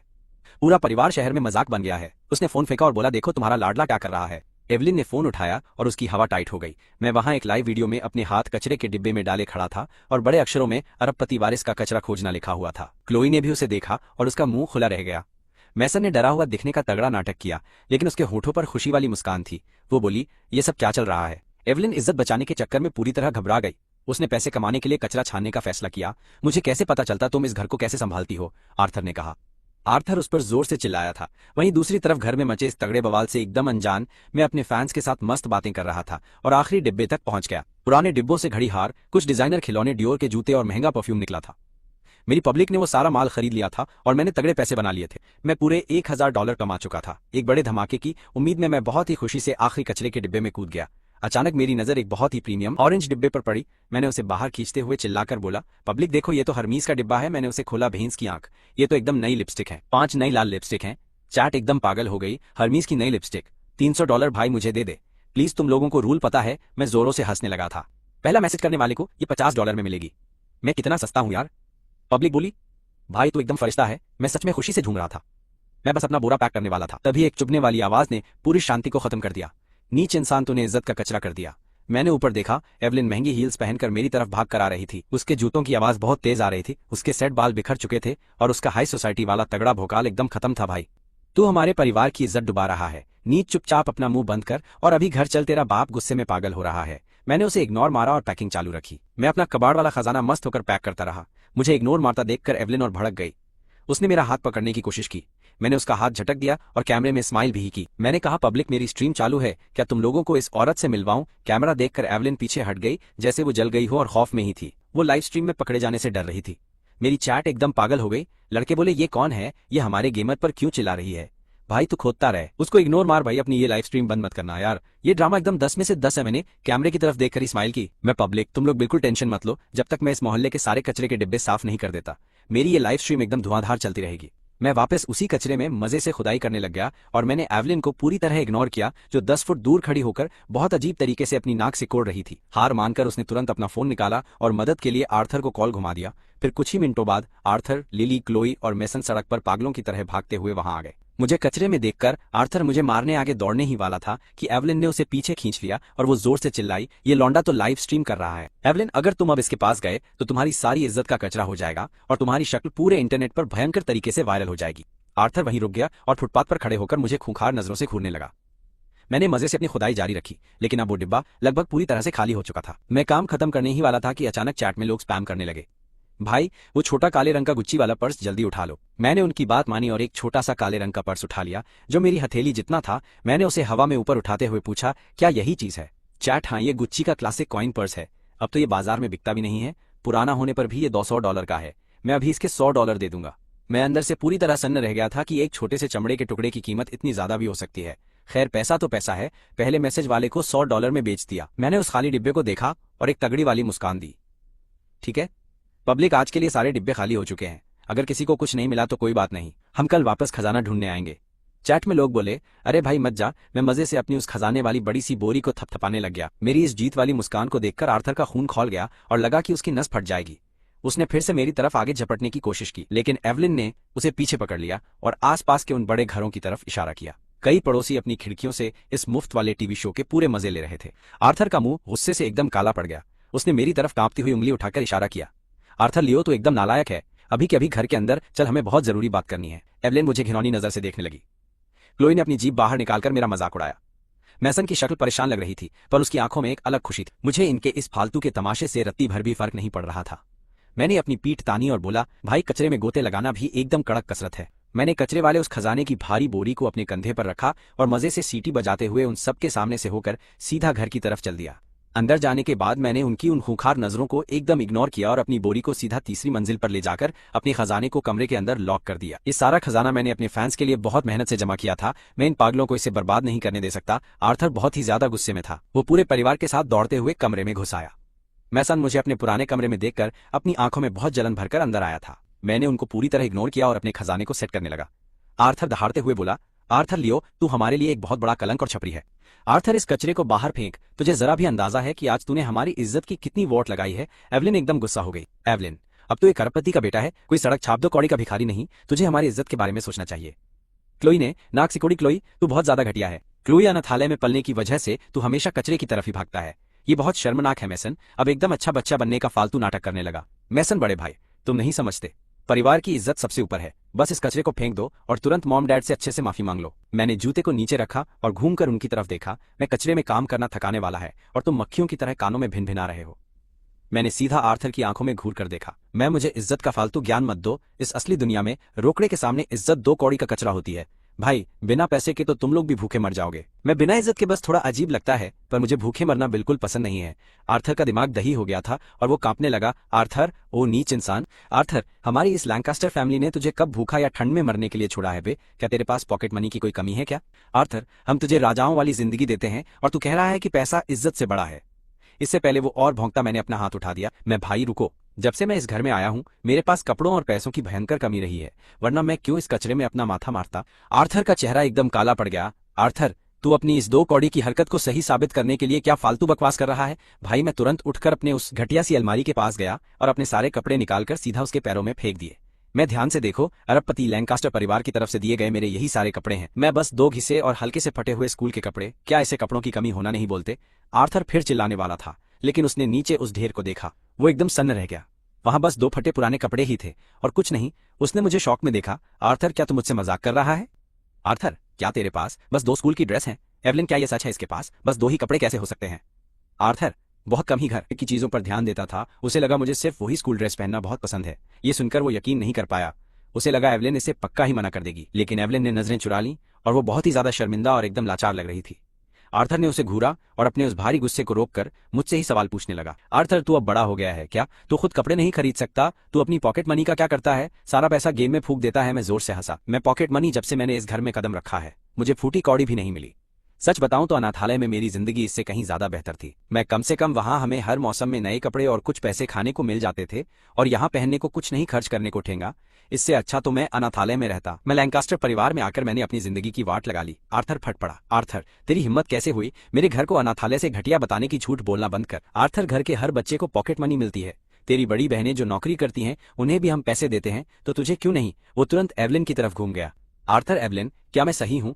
मुझे बता लियो को हर महीने कितनी पॉकेट मनी मिलती है? इसका झूठ सामने ला। एवलिन का मुंह बस बार बार खुल और बंद हो रहा था, पर उसके मुंह से आवाज बाहर नहीं आई। उसका चेहरा शर्म से लाल पीला पड़ गया।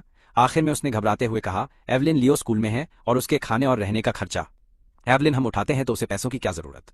आर्थर ने एकदम अवाक होकर उसे देखा और अपनी कांपती उंगली उसकी तरफ उठाते हुए बोला, आर्थर, तो तूने सच में उसे कभी पैसा नहीं दिया? उसकी खामोशी ही आर्थर के लिए सबसे बड़ा जवाब था। आर्थर सुन था, लेकिन अपनी बीवी से लड़ने का यह सही टाइम नहीं था। उसके लिए सबसे ज्यादा जरूरी काम बस मुझे किसी भी कीमत पर कचरे में जाने और इज्जत बर्बाद होने से रोकना था। उसने खांसते हुए मेरी तरफ देखा। आर्थर, लियो, हम सौदा करते हैं। तू कचरा इसलिए उठा रहा है क्योंकि तेरे पास पैसे नहीं हैं। आर्थर, आज से मैं तेरी मॉम से तुझे हर महीने पॉकेट मनी दिलवाऊंगा। बस तू वादा कर कि तू अब से उस कचरे के डिब्बे में गोते नहीं लगाएगा, ठीक है ना? मैंने हाथ हिलाकर उसे मना किया। मैं नहीं, तुम अपनी खैरात अपने पास रखो। मैं एकदम ठीक हूं। मैंने अपना सिस्टम सेट कर लिया है। सिर्फ आज मैंने इस खजाने से $1000 कमा लिए हैं। मैं अगर यही स्पीड रही तो महीने के 30 दिन में सीधे $30,000 बनेंगे। इसलिए प्लीज अब मुझे तुम्हारी ये भीख नहीं चाहिए। मुझे खुद के दम पर पैसा छापना बहुत पसंद है। आर्थर की आंख भयंकर तरीके से फड़कने लगी। उसने दांत पीस कर कहा, आर्थर, लियो, तू ये काम करके महीने के $30,000 कमा रहा है। ठीक है, मैं खुद ही तुझे अपनी जेब से आर्थर महीने के $30,000 दूंगा। बस तू कचरे को छूना बंद कर दे। डील पक्की? इससे पहले मैं कुछ बोलता एवलिन चिल्लाई। एवलिन ये अभी स्कूल में ही पढ़ता है। एवलिन, इसे $30,000 की जरूरत नहीं है। मेरे हिसाब से $1500 इसके लिए बहुत होंगे। क्लोई रोने जैसी शक्ल बनाकर बोली। क्लोई, डैड, आप लियो को $30,000 क्यों दे रहे हो? क्लोई, मुझे और लिली को तो सिर्फ 10,000 मिलते हैं और मेसन को बस 5,000। अगर इसे 30,000 मिलेंगे तो ये हमसे ज्यादा अमीर हो जाएगा। ये बात बिल्कुल नाइंसाफी है। उनकी आंखों को जलन के मारे लाल होता देखकर मुझे अंदर ही अंदर बहुत हंसी आई। मैंने तुरंत उनका साथ दिया। मैं, हाँ, एकदम सही, बहुत नाइंसाफी है। मुझे खुद के दम पर कमाने दो। मैं अपने पैसे पास रखो। आर्थर ने लड़कियों को घूरा और दहाड़ते हुए बोला, आर्थर, मेरे सामने ये नाइंसाफी का रोना मत रो। क्लोई, क्या तू महीने के $30,000 कमा सकती है? आर्थर, अगर कमा सकती है तो मैं तुझे भी 30,000 दूंगा। क्या है तेरी इतनी औकात? क्लोई ने मुंह बनाया और चुप हो गई। आर्थर एवलिन की तरफ घूमा। आर्थर, लैंकास्टर परिवार के बच्चे को तो आर्थर महीने का 10 लाख मिलना चाहिए। 30,000 तो बहुत कम है। क्या तुझे लगता है कि ये बहुत ज्यादा रकम है? ठीक है, तो मैं खुद इसके बैंक अकाउंट में ये पैसा डाल दूंगा। एवलिन की आगे बोलने की फटी क्योंकि वो पैसा उसकी जेब से जा नहीं रहा था। आर्थर वापस मेरी तरफ घुमा। आर्थर, लियो, महीने के 30,000 मेरी तरफ से, बस तू कचरा मत उठा। आर्थर, हाँ या ना? मैंने नौटंकी करते हुए लंबी और दुखी सांस ली। मैं, ये बुढ़ा जबरदस्ती मेरे हाथों में पैसा थमा रहा है। अब मैं क्या ही कर सकता हूँ? मैं बिना कुछ किए 30,000 छापना कचरा निकालने से काफी ज्यादा आसान काम है। और सच कहूं तो मुझे एवलिन के रोने से रत्ती भर भी फर्क नहीं पड़ता। ठीक है, मैं मुझे अपनी मेहनत से कमाना पसंद है, लेकिन जब तुम मुझे गिड़गिड़ा कर पैसा दे ही रहे हो तो मैं तुम्हारा दिल कैसे तोड़ सकता हूँ। मुझे मंजूर है। आर्थर का चेहरा झटके खाने लगा, लेकिन जब तक मैं इंटरनेट पर उसकी बेइज्जती नहीं करवाता उसे मेरे एटीट्यूड से कोई फर्क नहीं पड़ रहा था।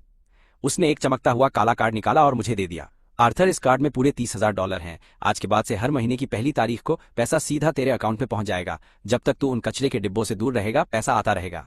आर्थर, पर अगर मैंने तुझे वापस किसी भी कचरे के डिब्बे के पास मंडराते हुए देखा तो मैं पैसे तुरंत रोक दूंगा। समझ गया? मैंने उसका कार्ड झपट लिया। मैं ज्ञान पेलना बंद कर, वरना मैं कचरे में जा रहा हूं, वहां मुझे फालतू भाषण नहीं मिलता। मैं बस तुझ पर तरस खाकर ये कार्ड रख रहा हूं। आर्थर पूरी तरह हार चुका था, पर कार्ड मेरे हाथों में देखकर उसने चैन की सांस ली और परिवार को बाहर निकाला। उनके जाने के बाद मैंने अपनी कमाई देखी और गहरी सांस ली। मेरा शानदार साम्राज्य जो अपनी शुरुआत में ही खत्म हो गया था यार। पर महीने के 30,000 कमाना बहुत बड़ी जीत है। मुझे बिल्कुल उम्मीद नहीं थी कि मेरी स्ट्रीम इतनी बवाल मचा देगी। अब मेरे पक्के फैंस हैं, मैं अपना अकाउंट मरने नहीं दूंगा भाई। मुझे अपनी कंटेंट स्ट्रेटजी बदलनी पड़ेगी। अगला क्या स्ट्रीम करूं? खैर, अभी मुझे अपने ऑर्डर्स पूरे करने हैं। मैंने पूरी दोपहर अपनी लूटी हुई चीजें पैक करने और शिप करने में बिता दी, एकदम सही। और वेनमो के जरिए अपने $1,000 निकाल लिए। थकान से चूर होकर मैं बिस्तर पर गिरा और घोड़े बेचकर सोया। अगली सुबह मैं आराम से 10 बजे तक सोता ही रह गया था। नहाने के बाद मैं नाश्ता करने नीचे गया। सीढ़ियों के पास पहुंचते ही मुझे एक बत्तख जैसी चुभने वाली आवाज सुनाई दी। वो बोला, मैसन, क्या यही तुम्हारे खानदान का कचरा बीनने वाला है जो सो रहा है? वो आगे बोला, सुबह जल्दी उठने वाले को असली कचरा मिलता है। मैंने उधर देखा, वो एक मोटा नाटा लड़का था जो मुझे घूर रहा था। उसका नाम ल्यूक था यार। उसके साथ विंस्टॉर्म और सैम भी खड़े थे। कुछ दबी हंसी हंस रहे थे तो बाकी मुझे इग्नोर मार रहे थे।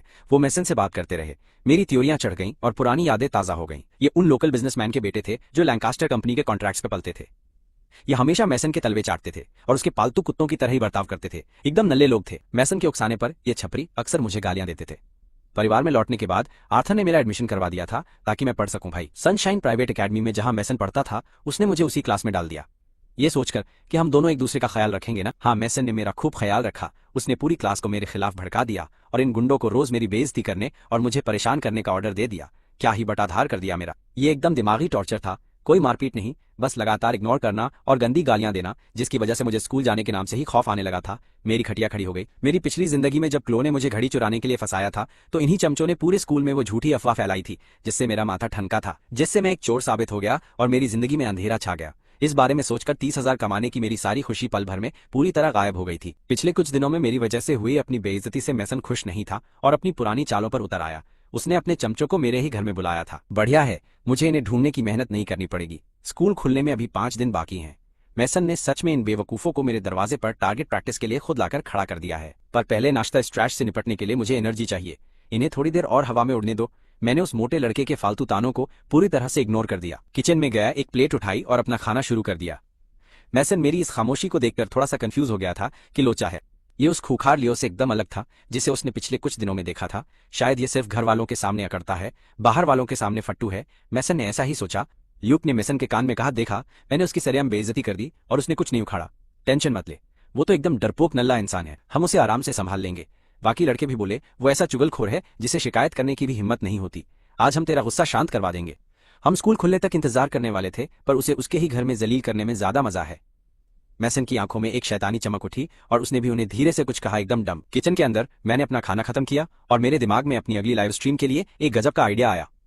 मैंने फ्रिज से केचप के कुछ पैकेट निकाले और उन्हें अपनी जेब में चुपचाप रख लिया और अपने फोन पर लाइव चला दिया। तुरंत मेरे उतावले फैंस ने चैट भर दी। वो बोले, स्ट्रीमर, हम इंतजार कर रहे थे, चलो उस कचरे को उठाते हैं। क्या तुमने पूरी नींद ली थी? एक अच्छे से सोया हुआ स्ट्रीमर ही सबसे बढ़िया माल ढूंढता है। मैं कमेंट्स देखकर मुस्कुराया।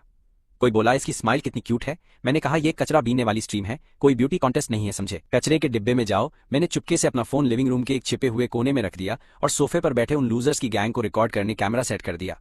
फिर मैं फुल एटीट्यूड में किचन से बाहर निकला। मेरे बाहर आते ही ल्यूक और उसकी गैंग की जहरीली निगाहें सीधा मेरे ऊपर आके टिक गईं। एकदम बॉस वाइफ। सैम ऐसे मुस्कुराया जैसे उसे पंगे लेने की बहुत जल्दी हो। मैं जानता था कि वो मेरे पास आएंगे, इसलिए मैंने इग्नोर मारा और जैसे ही मैं सीढ़ियों की तरफ बढ़ा उन्होंने अपनी चाल चल दी थी भाई। ल्यूक ने मेरा रास्ता रोकते हुए अपने हाथ बांधे और ताना मारा, ओए कचरे वाले, मैंने सुना है कि तू मेरे बॉस मैसन को आजकल बहुत ज्यादा परेशान कर रहा है। बेवकूफ लड़के, तुझमें तो बहुत हिम्मत आ गई है। विंस्टॉर्म और सैम ने तुरंत मुझे घेर लिया और भागने के सारे रास्ते बंद कर दिए। कचरे वाले, अभी हमारे बॉस से माफी मांग और कसम खा कि तू अब से उसकी हर बात मानेगा, वरना अंजाम जानता है। सैम ने गंदी मुस्कान के साथ धमकी दी। मैसन बोला, लियो, इनकी फालतू बातों पर ध्यान मत दे। मैसन सोफे से शरीफ बनने का नाटक कर रहा था। वो आगे बोला, वैसे मैं चाहता हूं कि तू माफी ना मांगे ताकि तुझे पछतावा महसूस हो। मैंने मुंह बनाया, इनकी बेइज्जती बहुत बकवास थी यार, मुझे कैमरे के लिए थोड़ा तड़का लगाना था। मैंने उन्हें एकदम नफरत से देखा और जानबूझकर इतनी आवाज में बोला जो उन्हें सुनाई दे, अपने मालिक के लिए भौंकने वाले फालतू कुत्तों का एक बड़ा सा झुंड। दो कौड़ी के नीच और नालायक लोग मेरी बात सुनकर वो सब एकदम सन्न रह गए कि क्या मैंने सच में उन्हें गाली दी। ल्यूक गुस्से से लाल हो गया और मेरा कॉलर पकड़ने आगे बढ़ा। बाकियों ने भी मुक्के मारने के लिए अपने हाथ उठा लिए। मैंने अंदर ही अंदर जश्न मनाया, एकदम परफेक्ट, सब कुछ बिल्कुल मेरे बनाए हुए मास्टर प्लान के हिसाब से चल रहा था।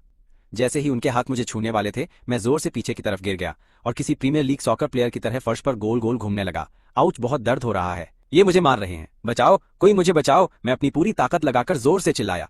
फर्श पर लौटते हुए मैंने बड़ी सफाई से केचप के पैकेट बाहर निकाल लिए, उन्हें दांतों से फाड़ा और वो लाल सॉस अपनी नाक, चेहरे और सफेद शर्ट पर मल लिया। ये एकदम खौफनाक और खूनी मर्डर सीन जैसा लग रहा था। मेरी ये वाली एक्टिंग एकदम फायर थी। वो गुंडे एकदम सन खड़े थे और अपने हाथों को घूर रहे थे।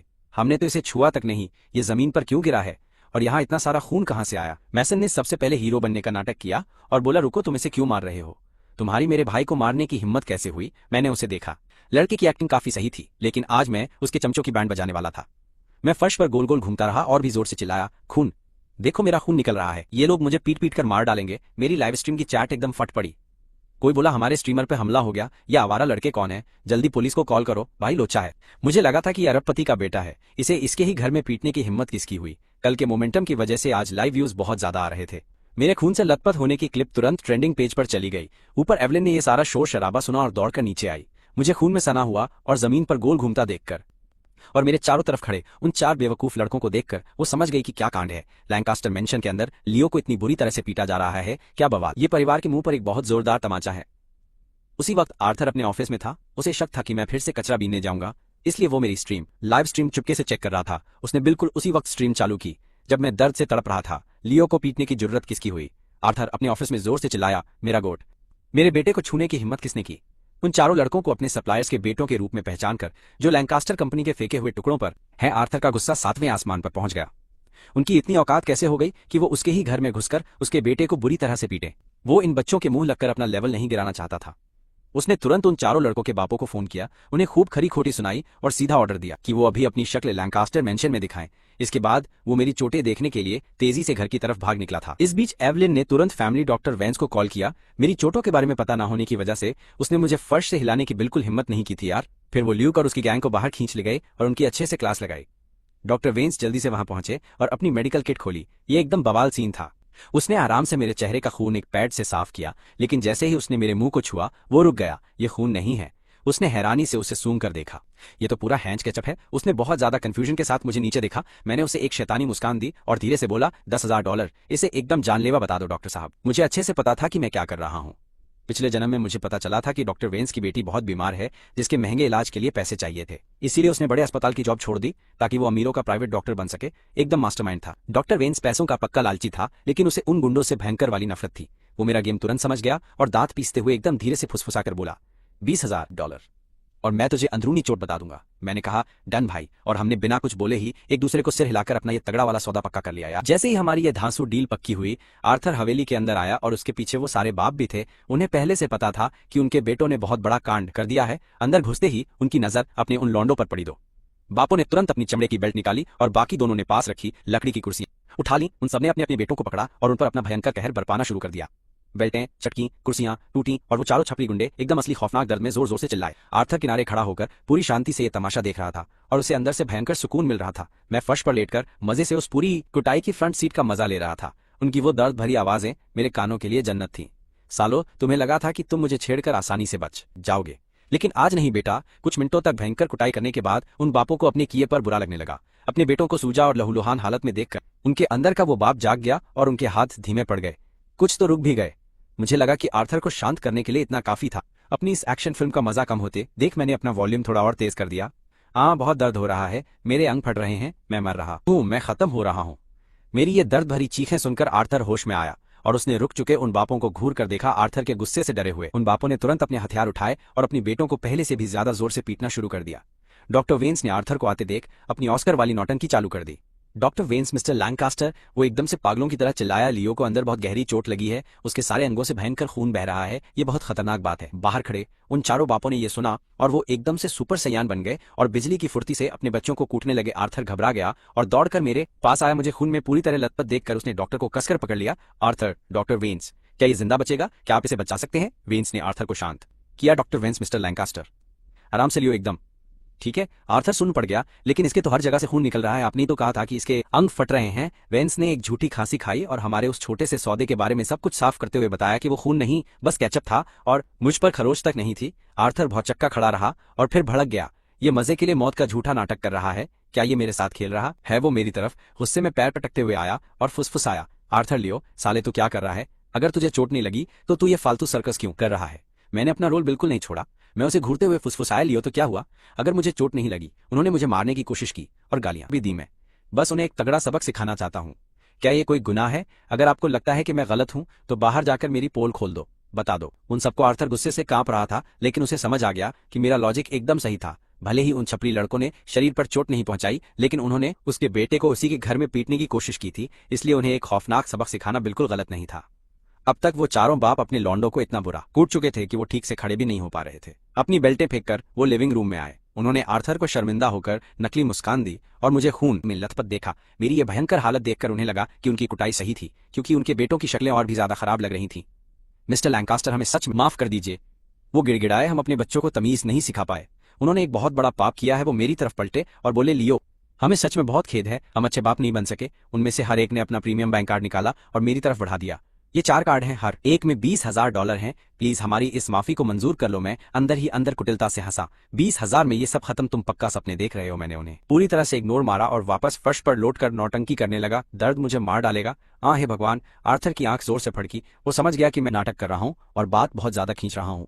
बिना किसी चोट के $80,000 सच में कोई बुरी रकम नहीं थी, लेकिन उन बापों को सच्चाई का घंटा भी नहीं पता था। मुझे पैसे ठुकराते हुए देखकर और आर्थर को चुपचाप छत घूरते देखकर उनकी हवा टाइट हो गई कि शायद रकम कम है। उन्होंने एक दूसरे को देखा, दांत पीसे और 4 कार्ड और निकाल लिए। बाप लियो, हम पूरी तरह से समझते हैं। ये ले 4 और कार्ड, इनमें से हर एक में $1,00,000 हैं। प्लीज इसे अपने इलाज और ठीक होने के लिए यूज कर लो। हमारे बेटों ने ये कांड किया है, इसलिए हम पूरी जिम्मेदारी लेते हैं। अगर तुम इसे नहीं लोगे तो हमें रात को नींद बिल्कुल भी नहीं आएगी। यार, मैंने तो सोचा था कि उन्हें थोड़ा और तड़पाऊंगा, लेकिन पूरे $4,80,000 के लिए मैं पक्का थोड़ा दयालु बन सकता हूँ। और वैसे भी अगर वो अपने बच्चों को ऐसे ही कूटते रहे तो कोई सच में टपक जाएगा और मुझे पुलिस का लफड़ा बिल्कुल नहीं चाहिए। मैंने जमीन पर लौटना एकदम से बंद कर दिया। मेरा हाथ किसी सांप की तरह फुर्ती से आगे बढ़ा और वो 8 कार्ड झपट कर अपनी जेब में डाल लिए। फिर मैंने कमजोर भोली आवाज में बोला, अंकल आप लोग तो सच में बहुत दयालु हैं। ये तो बस बच्चों के बीच की छोटी सी भसड़ थी, कुछ भी सीरियस नहीं था यार। आपको ये सब करने की जरूरत नहीं थी, लेकिन अब आप डाल ही रहे हैं तो मना करने में मुझे ही बुरा लगेगा। आर्थर मेरी ये तगड़ी ब्लैकमेलिंग वाली मास्टर क्लास देख रहा था और उसके चेहरे की नसें फड़क रही थीं। ये लड़का तो पक्का एक साइकोलॉजिकल टेररिस्ट है। वो चारों बाप बुरी तरह कंफ्यूज थे। रुको, क्या ये अभी अंदरूनी चोट से नहीं मर रहा था? इसने इतनी जल्दी वो कार्ड कैसे झपट लिए? अब ये एकदम ठीक कैसे लग रहा है? उनके दिमाग में शक पैदा होने लगा। उन्होंने अभी अभी अपने बेटों को अधमरा कर दिया था और करीब $500 मिलियन लौटा दिए थे। ये समझ आते ही कि उनका पोपट बन गया है, गुस्से से उनका खून खौलने लगा। वो अपने कार्ड वापस छीनना चाहते थे, लेकिन उन्होंने आर्थर की तरफ देखा जो अभी भी छत को घूर रहा था। उसने कोई ऐतराज नहीं जताया तो वो पीछे हट गए। ऐसी अफवाह थी कि लैंकास्टर परिवार में लियो से कोई प्यार नहीं करता, इसलिए उन्होंने अपने बेटों को उसे चिढ़ाने की पूरी छूट दे रखी थी। लेकिन ये क्या आर्थर तो साफ तौर पर उसे बचा रहा था। ये समझकर कि आर्थर वैसा घटिया बाप नहीं है जैसा अफवाहों में था, उन्होंने चेहरे पर दर्द भरी नकली मुस्कान चिपका ली और बोले, जब तक तुम एकदम ठीक हो लियो, प्लीज इस पैसे से अपना पूरा इलाज करवाना। अब हम अपने लौंडों को घर ले जा रहे हैं ताकि इनकी और कुटाई हो सके। उन्हें लगा कि सौदा पूरा हो गया है और अब वो यहाँ से बचकर निकल सकते हैं, लेकिन मेरा गेम अभी खत्म नहीं हुआ था। मैंने अचानक अपनी छाती पकड़ी और बहुत बुरी तरह खांसना शुरू कर दिया, जैसे मुझे कोई जानलेवा दर्द हो रहा हो। जब मैंने अपना हाथ हटाया तो मेरी हथेली ताजे खून से एकदम लाल थी। वो बाप झटके में उछल पड़े। रुको, ये तो अभी बिल्कुल ठीक था, फिर ये खून क्यों थूक रहा है? मैं धड़ाम से फर्श पर गिर पड़ा। मेरी आंखें आधी बंद थीं और मैं बहुत ही कमजोर होकर हाफ रहा था। अंकल, भले ही ये बच्चों का खेल था, लेकिन आपके इन 4 नवाबों ने मुझे बुरी तरह पीटा। आप लोग इतने अच्छे हैं, इसलिए मैंने पलटकर वार नहीं किया, लेकिन कम से कम उन्हें खुद मुझसे माफी तो मांगनी चाहिए ना। वैसे ये उनके खुद के भले के लिए है। अगर आप उन्हें अभी तमीज नहीं सिखाएंगे तो बाद में ये दुनिया उन्हें सिखाएगी और वो बहुत भयानक होगा। उन बापों का दिमाग दही हो गया। हमने उन्हें इतना कूटा कि वो खड़े नहीं हो पा रहे हैं और तुम चाहते हो कि वो माफी भी मांगे। लेकिन आर्थर को अभी भी चुपचाप छत घूरते देखकर उन्हें अपनी औकात याद आ गई। वो बाहर गए, अपने अधमरे बेटों को कॉलर से घसीटते हुए लिविंग रूम में लाए और सीधा मेरे पैरों में फेंक दिया। हरामखोरो, अभी माफी मांगो लियो से तुम्हारी उसे मारने की औकात कैसे हुई? वो चारों लड़के चोटों और खून से लथपथ थे। वो ठीक से खड़े भी नहीं हो पा रहे थे। वो मेरे सामने गिर पड़े, लेकिन उनकी आंखों में भयंकर आग सुलग रही थी। ल्यूक ने थूकते हुए कहा, ल्यूक अगर तू असली मर्द है तो हमसे अकेले लड़ साले बापों को बुलाना तो एकदम नामर्दी है। मैं खुशी से पागल हो रहा था। लियो, हाँ बकते रहो कचरे के डिब्बो तुम। मैं फर्श पर रेंगते हुए दर्द का तगड़ा नाटक करने लगा। मेरी जान निकल रही है। आर्थर भी गुस्से में एकदम भड़क चुका था। मैं भले नाटक कर रहा था, पर उन छपरी बच्चों मुझ पर हमला किया था और वो अभी भी मुझे बेशरम होकर घूर रहे थे। आर्थर ने उनके बापों को खुखार नजरों से देखा और बोला, क्या ऐसे नीच बच्चे पालते हो? देखो तुमने इन्हें कैसी 2 कौड़ी की शिक्षा दी है। बापों की हवा टाइट हो गई। उन्होंने तुरंत अपने बेटों की पसलियों में लात मारी और चिल्लाए, गूंगे हो, माफी मांगो। क्या और कुटना है? ल्यूक और बाकी लड़के दर्द से कराहते हुए लातों से बचने के लिए दूर खिसकने की पूरी कोशिश करने लगे, लेकिन वो बहुत थके हुए थे। हार मानकर उन्होंने अपने दांत पीसे और किसी तरह दुनिया की सबसे दर्दनाक और बेइज्जती वाली अजीब सी मुस्कान अपने चेहरे पर लाकर वो सब बोले, हमें माफ कर दे लियो, हमसे बहुत बड़ी गलती हो गई। उनकी वो झूठी मुस्कान इतनी भयानक थी जैसे कोई रोता हुआ राक्षस हो। मैं प्यार से मुस्कुराया, बोला, कोई बात नहीं, मैंने तुम लोगों को माफ किया, बस अब आगे से बच्चों को परेशान मत करना। अच्छे लड़के ऐसा बिल्कुल नहीं करते। जरा देखो तुमने अपने बेचारे बापों को कितना दुखी कर दिया है। उन बापों के चेहरे इतनी बुरी तरह फड़फड़ाए कि वो एकदम लग रहा था जैसे उन्हें दौरे पड़ रहे हों। मैं अपने तगड़े मजे ले रहा था। ल्यूक का बाप बोला, लियो तुम सही हो, हम इन्हें घर पर सुधारेंगे। इन्होंने माफी मांग ली और हमने इन्हें सजा दे दी है, क्या अब इन्हें घर ले जाए? बात खत्म होने से पहले मैं पेट के बल पलटा और फर्श पर खिसकते हुए सीधा उसे देखने लगा। अपने हाथों के खून को खौफ में देखकर मैं रोते हुए चिल्लाया, मैं इतना खून क्यों थूक रहा हूँ? क्या मैं मरने वाला हूँ? मुझे नहीं मरना। मैंने पागलों की तरह रोते हुए डॉक्टर वेंस की पैंट पकड़ ली और बोला, डॉक्टर, क्या मैं मर रहा हूँ? मुझे बचा लो। डॉक्टर वेंस इस तगड़े नाटक में अपने मजेदार रोल के मजे लेते हुए अपना गला साफ करके बोले, छोटे मालिक लियो, कृपया शांत रहें, आपको बहुत भयंकर अंदरूनी खून बहने की दिक्कत है। अगर धड़कन तेज हुई तो आपके घाव और भी खराब होंगे। मैं इलाज कर सकता हूँ, पर अगर आप ऐसे ही घबराते रहे तो मैं भी नहीं बचा पाऊंगा। उनकी एक्टिंग एकदम कड़क थी, जिसमें बहुत असली भारी दुख दिख रहा था। आर्थर की आंख फिर से फड़कने लगी। मरने का नाटक करना एक बात है, लेकिन एक इज्जतदार डॉक्टर को अपनी इस नौटंकी में शामिल कर लेना बवाल था। वो चारों बाप अनजान थे कि डॉक्टर वेंस पैसे लेकर एक्टिंग कर रहा था। उन्हें खुद की आंखों पर शक होने लगा। 5 मिनट पहले मैं एक एथलीट की तरह उछल रहा था, अब मैं कैसे मर रहा था? वो एकदम चुप रहे और मेरी अगली मांग का इंतजार करने लगे। मैं थोड़ा और खिसका और दर्द भरी रोती हुई आंखों से उन्हें देखा। अंकल, मुझे पता है आप अच्छे इंसान हैं, आप जवान लड़के को मरते हुए नहीं देखना चाहेंगे ना, पर मैं खुद को कंट्रोल नहीं कर सकता। जब भी मैं ल्यूक और बाकी लड़कों को देखता हूँ, मार खाने का खौफ मेरी धड़कन तेज कर देता है। मैं बहुत घबरा जाता हूँ, मेरे अंदर के अंग फट सकते हैं। आप लोग मेरी मौत के जिम्मेदार नहीं बनना चाहेंगे न? ल्यूक का बाप तुरंत बात समझ गया। हाँ बिल्कुल, हम ऐसा कभी नहीं चाहेंगे। बेचारे बच्चे, हम इन्हें अभी यहाँ ले जाते हैं ताकि तुम्हें इनकी शक्ल ना देखनी पड़े। उसने झुककर अपने बेटे को घसीटना शुरू किया। मैंने जोर से चिल्लाया, आ मेरी छाती, मैं मर रहा हूँ। मैंने हांफते हुए अपना नाटक आगे बढ़ाया, क्योंकि आप लोग इतने अच्छे इंसान हैं तो क्या आप ल्यूक विंस्टॉर्म और सैम को सनशाइन प्राइवेट एकेडमी से निकाल सकते हैं? अगर मैंने इन्हें स्कूल में देख लिया तो ये सदमा मुझे वही मौके पर ही सच में मार डालेगा। आप मेरी बात मानेंगे ना? ये सुनते ही उन बापों की हवा टाइट हो गई। सनशाइन अकादमी शहर का सबसे नामी और बेहतरीन स्कूल था। वहां से निकाले जाने का मतलब सरेआम इज्जत का कचरा होना था। उन्होंने अपने बच्चों को वहां लैंकेस्टर वारिसों से दोस्ती करने और भविष्य में तगड़े बिजनेस डील पक्के करने भेजा था, और अब मैं उन्हें वहां से निकलवाना चाहता था। ये तो उनके बच्चों का भविष्य तबाह करना था। उनके चेहरे खौफ से एकदम काले पड़ गए। ये लड़का तो एक लालची राक्षस है। वो गुंडे लड़के भी उतने ही गुस्से में थे। हमने माफी मांग तो ली, अब और क्या चाहिए तुझे? ल्यूक के बाप ने झूठी मुस्कान के साथ कहा। लियो, हम पक्का करेंगे कि वो स्कूल में दूर रहें। अगर तुम कमरे में हो तो वो चले जाएंगे। तुम्हें उन्हें स्कूल से निकालने की जरूरत नहीं है। मैंने तुरंत अपना सिर फर्श पर पटक दिया, हर जगह खून फैला दिया और छत की तरफ देखकर रोने लगा। आर्थर लैंकेस्टर, मुझे इस मनहूस घर में आने का बहुत पछतावा है। अगर मैं अनाथालय में ही रहता तो आज मैं जिंदा और खुश होता। मुझे यहाँ आए अभी 2 साल भी पूरे नहीं हुए हैं और मुझे पीट कर एकदम मारा जा रहा है। शहर का सबसे अमीर परिवार जो आज अपने बेटे को अपने घर में ही कुटने दे रहा है। क्या भारी बेइज्जती है। एकदम निशाने पर लगा। मुझे अच्छे से पता था कि आर्थर को कैसे भड़काना है। मैं एक लैंकेस्टर था, मेरा मार खाना सीधा लैंकेस्टर नाम पर तमाचा था। और अगर कोई एक चीज है जिसकी आर्थर को जान से ज्यादा परवाह है तो वो है उसका ईगो। बिल्कुल उम्मीद के मुताबिक आर्थर का चेहरा गुस्से से काला पड़ गया। उसने उन लड़कों को देखा जिनकी आंखों में साफ नफरत भरी थी। उन्हें अपनी गलती का कोई भी पछतावा नहीं था। वो पक्का मुझसे तगड़ा बदला लेने की फिराक में थे। उन्होंने लैंकेस्टर परिवार के मुंह पर तमाचा मारा और अब वो अपना सुनहरा भविष्य बचाना चाहते हैं। मेरे रहते तो ऐसा बिल्कुल नहीं होने वाला।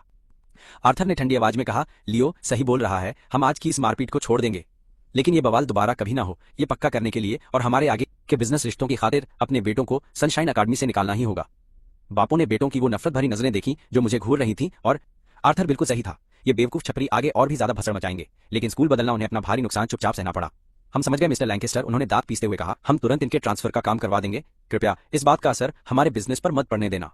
आर्थर ने सिर हिलाकर उन्हें वहां से चले जाने का एकदम सीधा इशारा किया। अपना काम एकदम पूरा होते हुए देखकर मैं शांति से फर्श पर लेटा रहा और डॉक्टर वेंस को मेरी जान बचाने वाला वो फर्जी सीपीआर का तगड़ा नाटक बिना टेंशन आराम से करने दिया। पिताओं ने तुरंत अपने उन बर्बाद बेटों को हवेली के बाहर घसीट लिया। जैसे ही उनकी गाड़ियां घर के बाहर निकली, मैं एक स्प्रिंग की तरह झटके से फर्श से उछलकर सीधा खड़ा हो गया। मेरे सीने पर केचप लगा था, पर मैं खुश था। मैंने जेब से 8 बैंक कार्ड निकाले और उन्हें रेयर पोकेमोन कार्ड की तरह बहुत ज्यादा ध्यान से देखा। मेरे लिए तो ये सच में खजाना था। इस जन्म की बात छोड़ो, पिछले जन्म में 40 साल तक जीने के बाद भी मैंने कभी एक साथ इतना पैसा नहीं देखा था। पूरे $4,80,000। आर्थर ने पैसों के लिए मेरे इस गिरे हुए और बेहद घटिया लालची चेहरे को एकदम घिनौनी और अजीब नजर से देखा, जैसे उसे मुझसे बहुत ज्यादा नफरत हो गई हो। आर्थर बोला, खुद को देख चंद रुपयों के लिए कितना खुश हो रहा है। लियो, मैंने आज तुझे सिर्फ इसलिए छोड़ दिया क्योंकि उस लड़के ने पहले हाथ उठाया था, पर अगर तू पागलों जैसी हरकतें करके हमारी इज्जत नीलाम करेगा तो मैं तेरी मदद कभी नहीं करूंगा। तू बहुत ही गिरा हुआ है, शर्म आती है। मैंने अपने $4,80,000 कसकर पकड़े और मुझे उसकी बातों से घंटा फर्क नहीं पड़ा। मैंने उसे बोला, ओहो, तो करीब $500 मिलियन तुम्हारे लिए कुछ चिल्लर है। मैंने हंसकर पूछा, अगर ये इतनी छोटी रकम है तो तुम मुझे अभी $500 मिलियन क्यों नहीं दे देते? अगर दे दोगे तो मैं सच मान लूंगा, वरना तुम्हें मेरे पैसों को चिल्लर बोलने का हक नहीं है। आर्थर मेरी बात सुनकर चुप हो गया और बोला, लियो, क्या तू अपने बाप से ऐसे बात करेगा? मैंने मजाक उड़ाया, तो फिर नकद निकालो। मैं यहाँ 2 साल से हूँ और कुछ दिन पहले के 30,000 के अलावा तुमने मुझे फूटी कौड़ी नहीं दी है, और अब तुम मेरे $500 मिलियन को लेकर इतनी ज्यादा आकर दिखा रहे हो। बस भी करो। आर्थर की बोलती एकदम बंद हो गई। उसने मेरी तरफ कांपती हुई उंगली उठाकर मुझे देखा। जो भी हो, बस संभल कर रह और कांड करना बंद कर दे, वरना अपना खुद देख। मैंने उसके उस बेकार के गुस्से को पूरी तरह इग्नोर मारा और खुशी कार्ड और फोन को गले लगाकर कूदते हुए सीढ़ियों से ऊपर भाग गया। आर्थर को देखकर लग रहा था जैसे उसे हार्ट अटैक आ जाएगा। सच कहूं तो आर्थर मुझे अलग नजर से देखने लगा था, जैसे उसे पुराने दुखी लियो के मुकाबले मेरा नया पागल और बवाल मचाने वाला रूप ज्यादा पसंद आ रहा हो। शायद वो पक्का एक सिरफिरा इंसान है। उसने अपना हिलाकर इस ख्याल को बाहर निकाला। मैसन, जिसने ये पूरा बवाल अपनी आंखों से देखा था, वो समझ गया कि आर्थर ने मुझे सजा नहीं दी। इसका मतलब साफ था कि आर्थर अंदर ही अंदर मेरे इस जंगलीपन को मान रहा था। मैसन की आंखों में बहुत ही खतरनाक जलन दिखी। काश लियो कभी वापस इस घर में आता ही नहीं। मैं लिविंग रूम से निकलने ही वाला था कि डॉक्टर वेन्स टेंशन में जोर से चिल्लाया, छोटे मालिक लियो, आप कुछ भूल गए। क्या आपको वो $20,000 याद है? उसके खौफ वाले चेहरे को देखकर मैं हंसा, बोला, लोड मत ले डॉक्टर, मैं तेरे 20,000 बिल्कुल नहीं मारूंगा। मुझे बस 1-2 दिन का टाइम दे, ये सारा पैसा अपने मेन अकाउंट में डाल सकूं, फिर मैं तुझे भेज दूंगा। मैंने उसकी तरफ कार्ड लहराए।